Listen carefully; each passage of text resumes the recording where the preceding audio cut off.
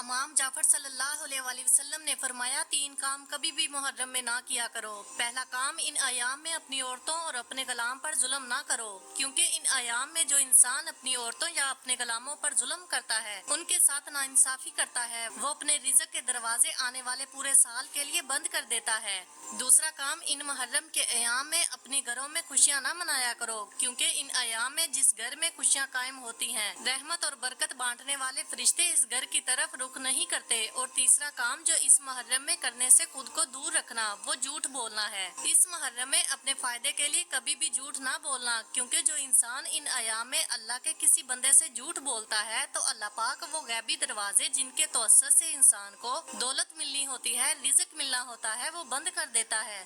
اس زمین پر علم کو بڑھانے کے لیے اللہ نے ایک عظیم نعمت کو زمین پر بھیجا، جو نجف کی سرزمین سے انسانوں کے لیے نمودار ہوتا ہے، اور اس عظیم نعمت کو درہ نجف پتھر کہتے ہیں۔ جو انسان اس پتھر کو پہنتا ہے تو اس کے وجود میں علم کی دلچسپی بڑھنے لگتی ہے، وہ ذہین، ہوشیار، تیز دماغ، حاضر دماغ اور پڑھائی میں آگے بڑھتا ہے۔ اور وہ بچے جن کی نظر کمزور ہے، اگر درہ نجف پہنیں گے تو اللہ کے کرم سے ان کی نظر تیز ہونا شروع ہوگی۔ اللہ کے ولی حضرت شاہ شمس تبریز سبزواری درہ نجف پہ خاص اسم عظیم دم کر کے اپنے عقیدت مندوں کو دیا کرتے تھے، اور یہ فرماتے تھے کہ اس پتھر کو پہنو، اس سے تمہارا علم بڑھنے لگے گا، آنکھیں روشن ہوں گی، حافظہ تیز ہوگا، اور تم کسی ایسی منزل تک پہنچو گے کہ زمانہ تم پر فخر کرے گا۔ آپ کی رحلت کے بعد آپ کی اولاد سید حسودین، سید حسن کبیر الدین، سید تاج الدین، بی بی باجازادی اور تمام شمسی جعفری سعادت آج بھی درہ نجف دم کر کے اپنے عقیدت مندوں کو دیا کرتے ہیں، تاکہ ان کے علم میں اضافہ ہو، دماغ ان کا تیز ہو، آنکھیں ان کی روشن ہوں۔